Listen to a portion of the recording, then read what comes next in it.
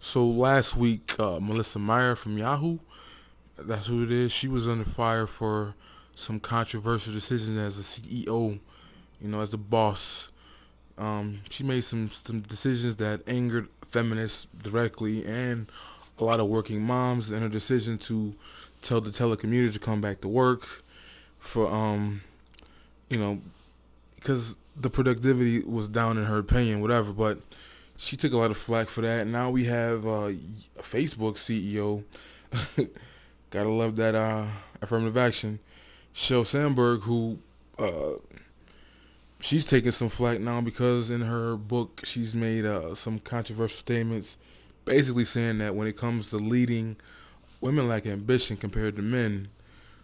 Now, personally, to me, this is just it's like a taunt or a shaming tactic, or against women. Feminists have made a lot of ground in the last few years in the workforce, and they're starting to dominate.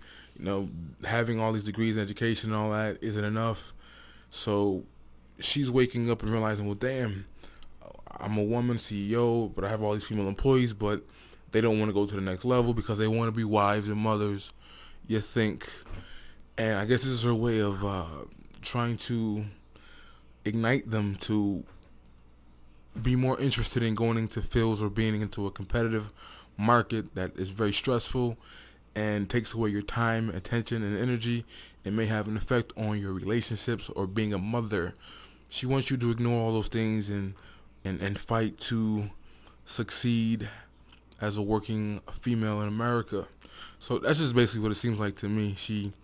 You can't necessarily use discrimination as an excuse anymore when she sees the data in front of her. And, the pay gap myth is obviously been debunked, but leftists still use it, and I'm not going to ever stop talking about it because it's still a talking point politically, and liberals use it, to sway female voters.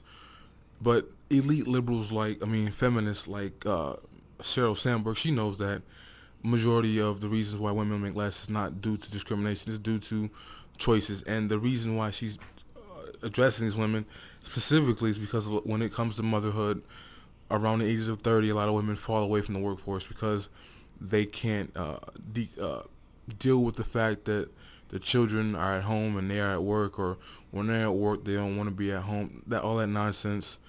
But basically this is her rant at them to say, you need to step your game up, and be interested in not having a family, not being a mom, or making your husband pick up the slack so that you can have a career. But let's see what she has to say. Sheryl Sandberg has 2 degrees from Harvard, a high government position, and held top positions at Google. She is now the chief operating officer of Facebook. Her new book, Lean In, is drawing praise and criticism over how women in the workplace may be limiting themselves. I spoke with Sandberg for this Sunday's 60 Minutes. Women attribute their success to working hard, luck, and help from other people. Men will attribute that whatever success they have, that same success, to their own core skills. So what do you attribute your success to? I think, my success, if I honestly want to attribute it, it's attributed to a lot of things, some of which really are luck, working hard, and help from others. Like, what about your core skills? And my core skills, but it is both. But Sheryl, you're one of the most powerful women in the world, and you still can't attribute your success to your own core skills. No, I can more. It's that mindset that led Sheryl Sandberg to reach the conclusion that's at the heart of her book. It's not just men who hold women back. Women do it to themselves. They play it too safe at work, worry too much about being liked, and turn down opportunities in anticipation of having a family one day.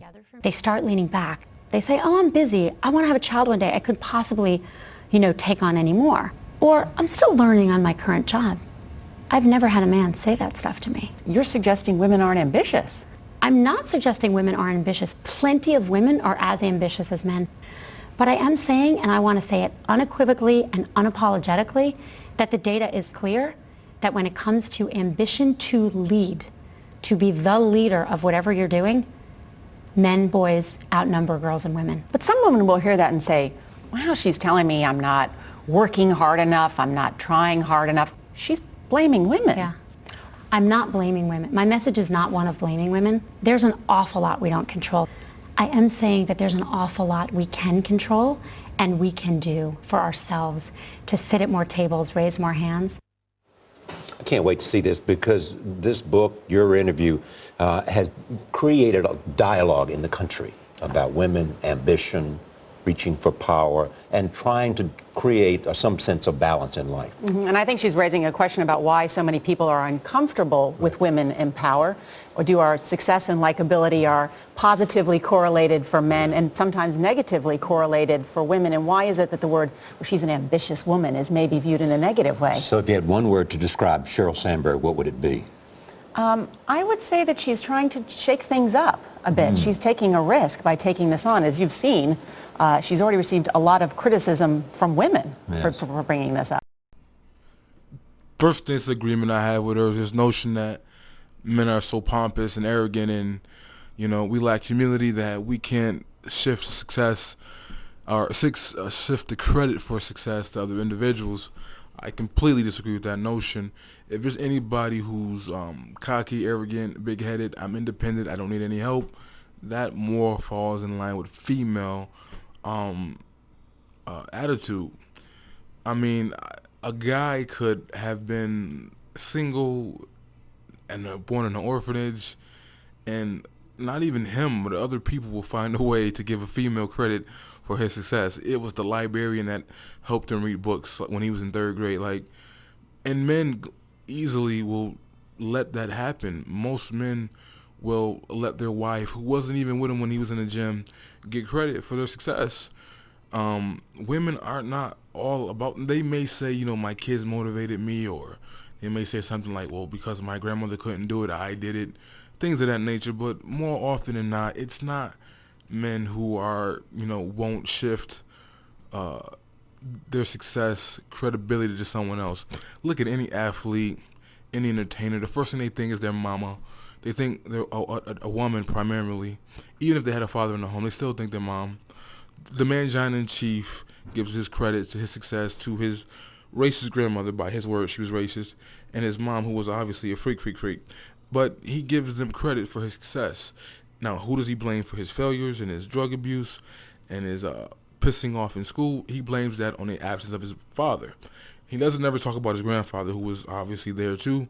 He only talks about his grandmother and his mom. But like I'm saying, men will quickly shift the credit for their success without a problem. They'll dumb themselves down. Men are far more have more humility when it comes to doing that. They just do. They know they have to make their wives feel like, you know, she's a part of this somehow, even if she didn't do anything but nag and complain. He's still gonna give her success. Where women, they don't generally do that. Like, I completely disagree with that notion that men don't do that and women do. Most women should be giving credit to their success to other people, because if it wasn't for affirmative action and the government and quotas and programs, things of that nature, they wouldn't be where they're at. So they have the number one reason. You know, if it wasn't for that father who worked in that factory, who got sick and died young, but he made sure she went to college, if it wasn't for that, she would have issues. Women just like Melissa Meyer, Sheryl Sandberg, they're CEOs of multi-billion-dollar companies that they did not build, that they did not start. Okay, mostly men built these companies, and they, out of political correctness, of course, have to hire women because they're private. I mean, they're publicly traded companies. When you're private, you can do what you want to do. Feminists are gonna get mad. They're gonna protest you and cry about it. But you pretty much can do what you want to do. But as soon as you go public, that's just the thing to do. You have to hire a female CEO. If you don't, you're gonna have issues. But point taken.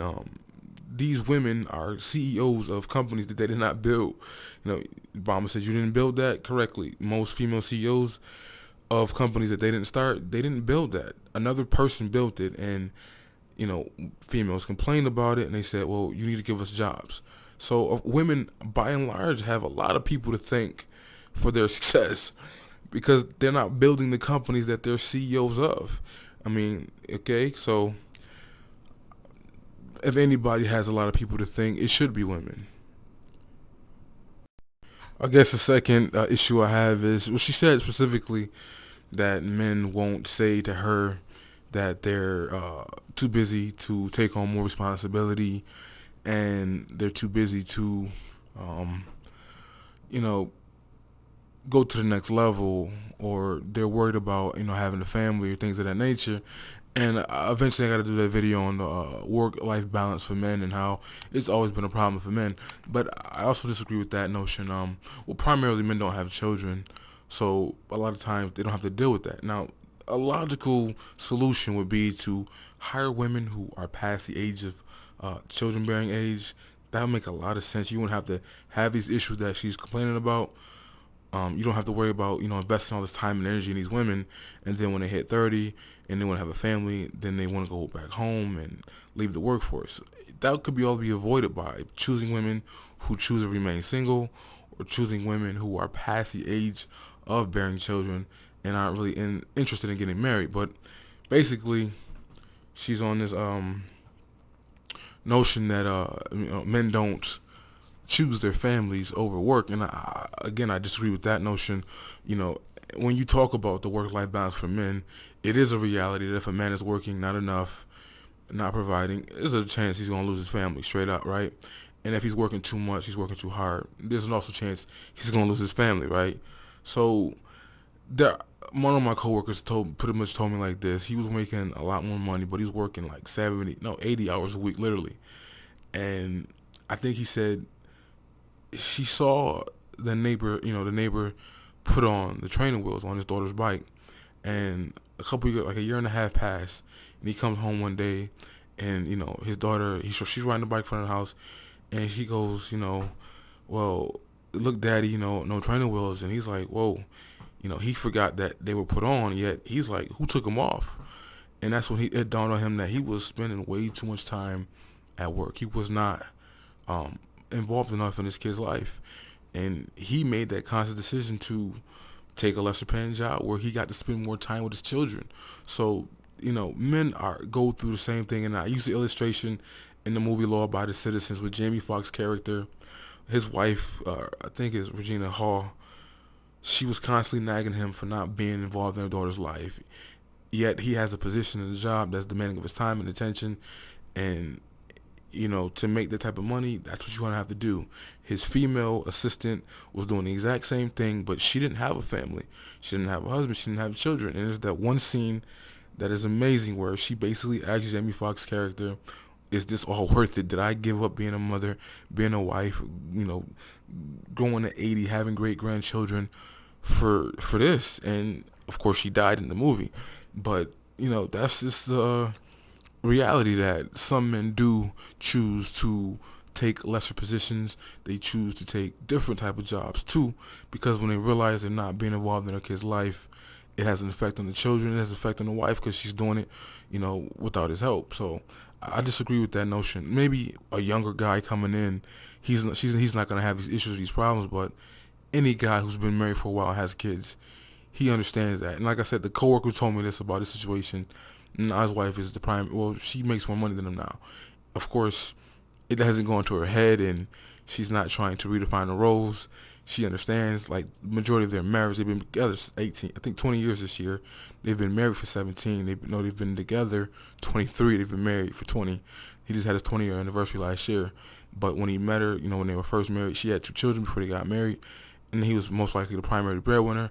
So it was like, the whole relationship for almost 15 years, he was the one bringing home majority of the bacon. Of course, now that he took this less position, or he left the job he had where he had the ability to bring home more money, he walked away from that, because he's like, he's not going to spend that much time and energy working for someone else's company, building their wealth. And he said he would rather spend time with his family, and he made that conscious decision. His wife obviously supported that decision, and it's working out fine for them. But this notion that some married men with kids don't choose to take jobs that give them the ability to spend more time with children, that's not true. Like I said, maybe she's dealing with a younger breed of men who don't have that problem, but a lot of older men, they do that all the time, especially when their kids are about to go off to college, or about to leave, about to get married, things of that nature, where they know they're not going to be able to spend time with their grandkids. They will definitely make a decision to take a lesser paying job or a job that has less responsibility in it.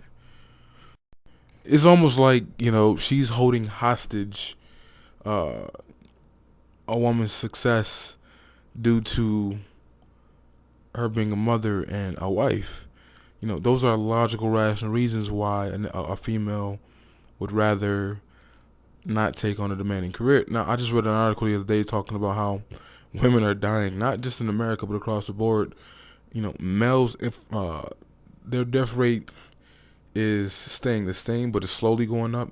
But females are dying at a far much higher rate from the 1970s, obviously. So a lot of these stressful, difficult jobs and career paths and things that women are going through is taking an effect on their body, and biologically they can't deal with it. Now, some women are wise enough to understand that, and they opt out. They go to school, they try, they participate, they do their thing, and they like, you know what, I had enough of that. I want to go be home with my wife. Now, my issue is, we would have to have a plan before that even goes down. You can't just go $100,000 in debt, go out in the workforce, play Superwoman, and it doesn't work out, and say, oh, I'm going to go home and be a mommy. Nah, that doesn't work for me. We would have to have a plan before that even happened.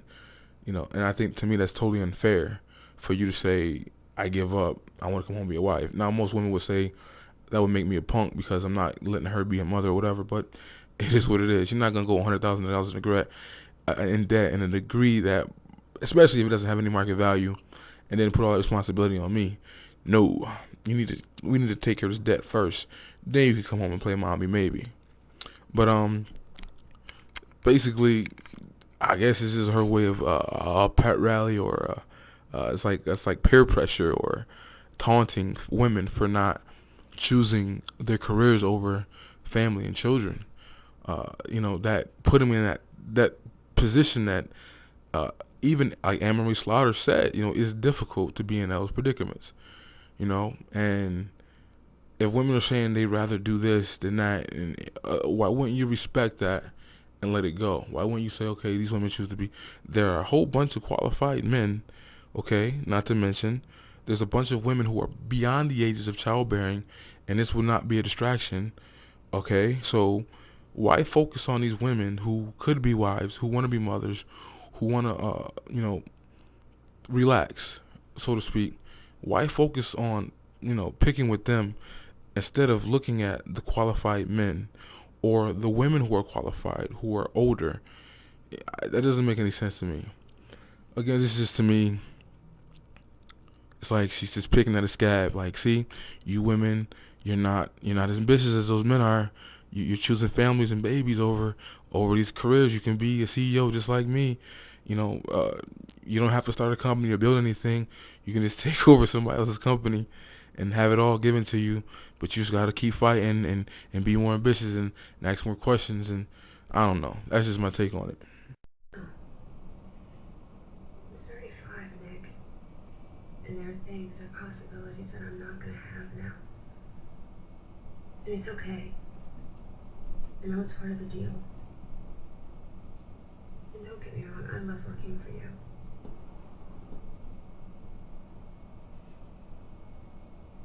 I just want to make sure that I gave up those things for more than just a high conviction rate.